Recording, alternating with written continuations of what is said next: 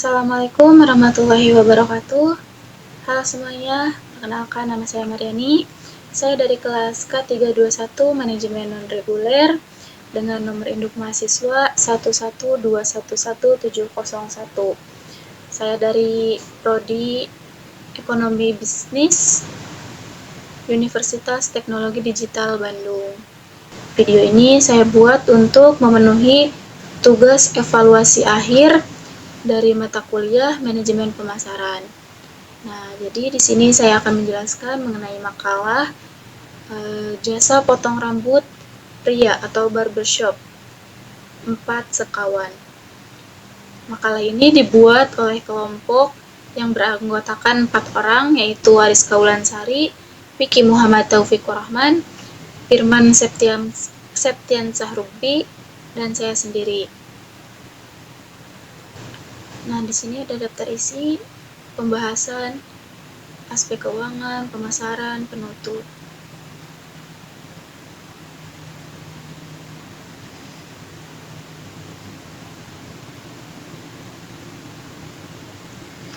Nah, di bab pertama ini saya akan menjelaskan mengenai jasa yang kelompok saya buat, yaitu barbershop.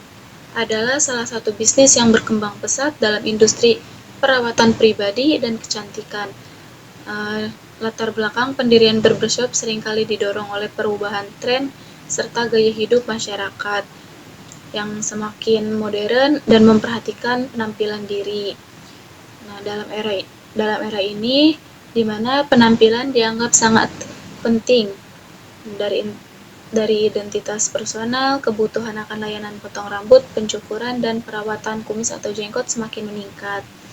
Nah, pentingnya perawatan juga tidak hanya sebatas pada aspek estetika, tetapi juga mencerminkan dorongan untuk menjaga kesehatan dan kebersihan.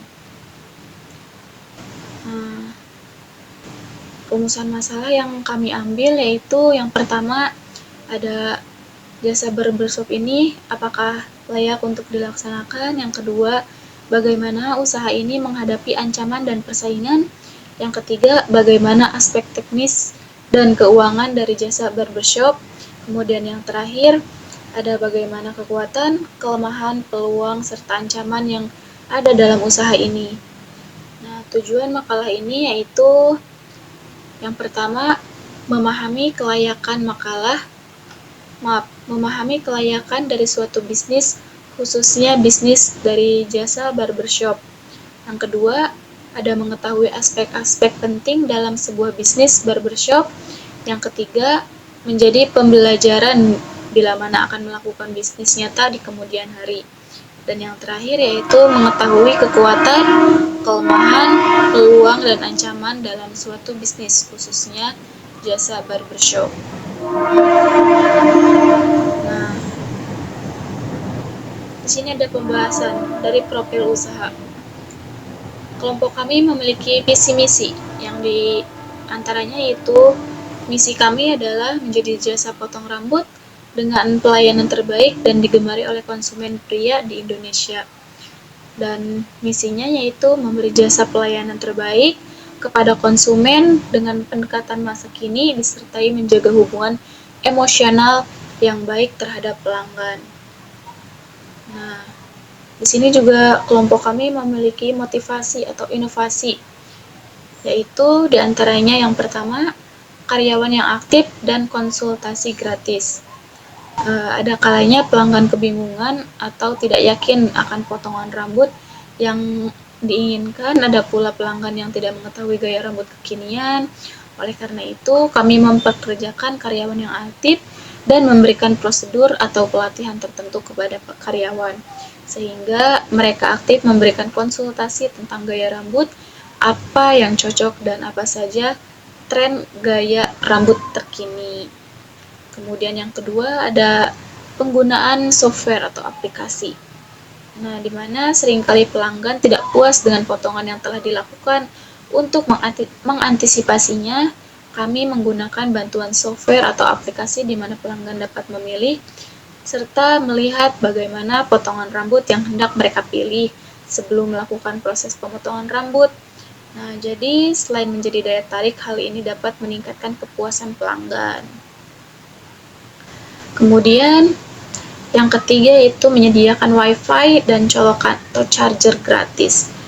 Gadget dan internet menjadi kebutuhan yang dianggap penting oleh pelanggan. Dengan menyediakan internet ataupun charger, pelanggan akan lebih merasa nyaman. Nah, yang keempat yaitu menyediakan majalah atau bacaan tentang fashion pria. Menyediakan bacaan mengenai fashion yang up to date akan menambah pengetahuan karyawan juga tentunya. Selain karyawan juga pelanggan akan mengetahui gaya-gaya terbaru mengenai rambut. Ya, seperti itu. Nah, kemudian di sini saya akan menjelaskan mengenai teknis dan operasional. Yang pertama ada peralatan. Nah, peralatan yang digunakan dalam jasa kami yaitu yang pertama ada kursi barber, kemudian cermin, kursi yaitu terdiri dari 4 unit, cermin 4 unit, gunting 1 paket, berbagai jenis, kemudian ada handuk, trimmer atau clipper 1 set ya, kemudian ada hairbrush atau sisir juga 1 set. Nah, di sini ada perlengkapan. Perlengkapannya diantara lain yaitu shampoo, conditioner, produk styling rambut seperti gel, wax, pomade dan lain-lainnya. Ya seperti itu. Kemudian ada sarung tangan atau antiseptik. Nah, di sini juga saya akan menjelaskan mengenai tenaga kerja. Jadi, tenaga kerja atau karyawan yang dibutuhkan untuk menjalankan usaha barbershop ini adalah 3 orang untuk setiap jam kerja. 2 orang berperan sebagai hairstylist dan 1 orang berperan sebagai kasir. Kemudian prosesnya atau jam tayang dari usaha barbershop ini dibuka yaitu dari jam 10 hingga jam 8 malam dan dibuka tentunya setiap hari. Kemudian di sini ada proses pemasaran jasa barbershop. Tentu saja dalam usaha pasti ada prosesnya. Nah, di sini ada beberapa langkah-langkah proses pemasaran untuk usaha barbershop ini. Yaitu yang pertama, melakukan analisis pasar. Identifikasi target pasar seperti usia, preferensi gaya rambut, dan lokasi geografis. Kemudian ada tinjau persaingan lokal dan identifikasi keunggulan bersaing. Kemudian yang kedua ada pengembangan citra dan branding. Menentukan identitas merek, termasuk logo, warna, dan gaya visual yang mencerminkan nilai dan keunikan barbershop kita.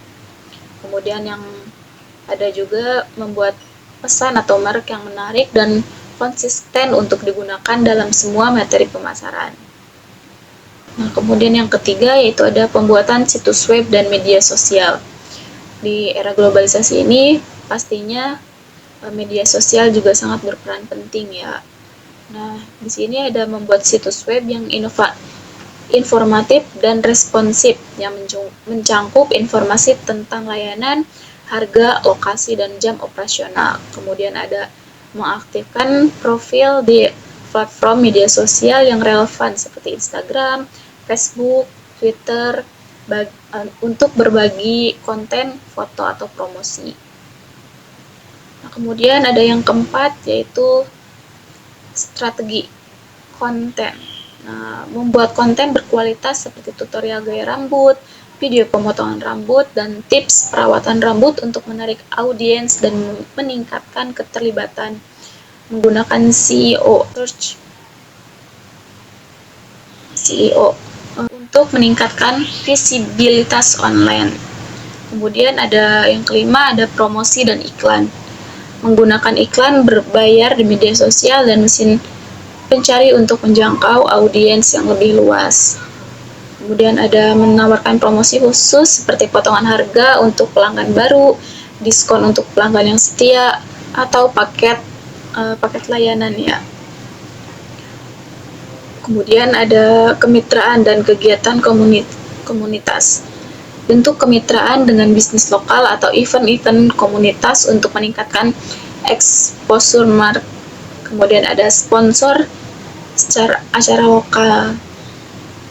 Kemudian ada pendekatan pelanggan secara personal dan evaluasi dan penyesuaian.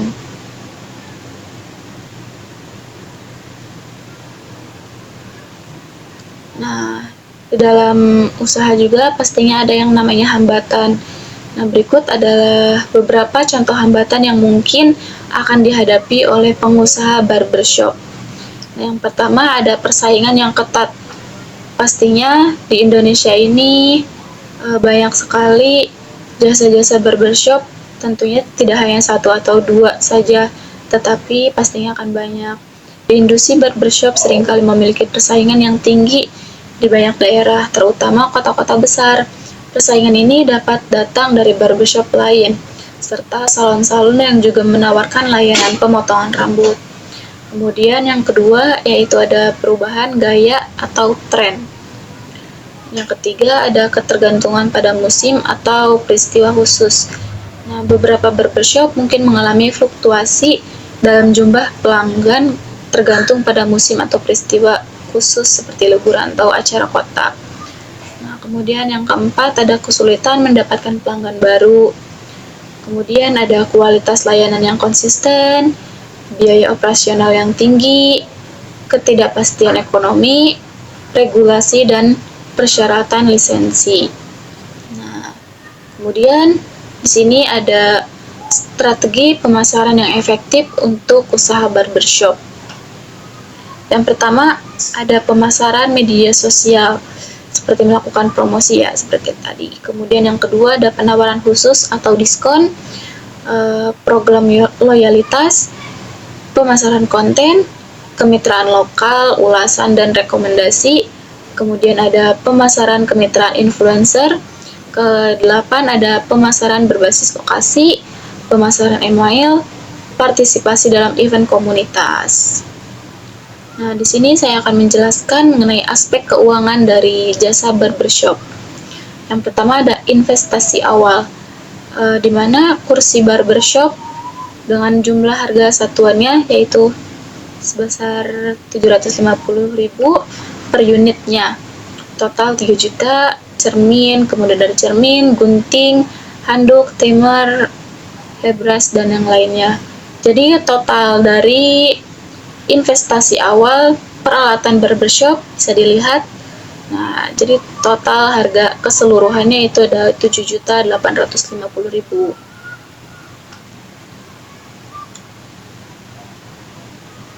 Selain itu ada juga perlengkapan barbershop dengan harga. Yang pertama ada shampoo, conditioner, produk styling rambut, dan yang lainnya. Dengan total perlengkapan atau yang tadi saya sebutkan dengan jumlah 2.285.000. Kemudian uraian dari modal kerja awal atau 1 bulan. Yang pertama ada gaji karyawan, tukang cukur, dan kasir. Yang tadi kan tukang cukur ada 2 orang serta kasir. Nah, yang pertama ada tukang cukur yaitu 1.800.000 untuk 2 orang, dan kasir 1.300.000 1 orang. Kemudian ada biaya-biaya tambahan seperti air dan listrik serta tempat sewa, yaitu dengan jumlah sekian.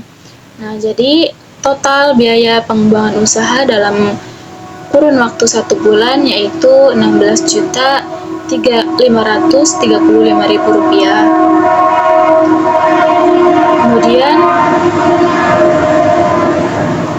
Kemudian ada proyeksi penjualan. Nah, di sini ada penerimaan, kemudian harga jasa, dan yang terakhir yaitu jumlah penerimaan. Yang pertama ada penerimaan dengan uraian. Di sini perusahaan barbershop kami melayani cukur dewasa, cukur rambut, cukur anak-anak, atau cukur jenggot. Nah, dengan jumlah pendapatan sebagai berikut bisa dilihat. Kemudian di sini ada harga jasa cukurnya yaitu 150.000 dengan patokan dari tahun 2024. Kemudian cukur remaja ada 140.000, cukur anak-anak 130.000, serta cukur jenggot yaitu 80.000. Nah, dari sini ada kurun waktu tertentu ya, harganya juga pastinya lebih naik dan bervariasi dari 2024, 2025, dan sampai 2028. Nah, kemudian ada harga penyusutan. Di sini ada harga penyusutan dari aset-aset, kursi, cermin, gunting, handuk, timer atau clipper, hairbrush, dan sisir. Di sini total biaya penyusutan dapat dilihat ya, yaitu sebesar Rp1.660.813. Kemudian ada proyeksi biaya dari tahun ke tahun, yaitu biaya per tahunnya dari 2024 yaitu bisa dilihat. Nah, kemudian ada proyeksi cash flow. Total penerimaan ada 54.100 juta ya. Bisa dilihat ya. Ini proyeksi keuangan dari perusahaan kita. Kemudian di sini ada penutup atau kesimpulan. Nah, berdasarkan semua materi yang telah disampaikan, dapat disimpulkan bahwa usaha barbershop merupakan bisnis yang menjanjikan dengan potensi pertumbuhan yang baik, terutama karena permintaan akan layanan grooming dan perawatan rambut yang terus meningkat. Langkah-langkah pemasaran yang efektif sangat penting untuk menarik pelanggan baru, mempertahankan pelanggan yang ada, dan membangun merek yang kuat dalam industri ini. Nah, pentingnya memahami dan mengatasi hambatan yang mungkin dihadapi dalam menjalankan usaha barbershop seperti persaingan yang ketat, perubahan tren dan gaya, ketergantungan pada musim atau peristiwa khusus, kesulitan mendapatkan pelanggan baru, kualitas layanan yang konsisten, biaya operasional yang tinggi, ketidakpastian ekonomi dan regulasi, serta persyaratan lisensi. Kesuksesan dalam usaha barbershop membutuhkan kombinasi dari manajemen yang efisien dan baik, pemasaran yang cerdas, pelayanan yang berkualitas, dan adaptasi yang cepat terhadap perubahan di pasar. Nah, itu penjelasan dari saya. Kurang lebihnya mohon maaf. Wassalamualaikum warahmatullahi wabarakatuh.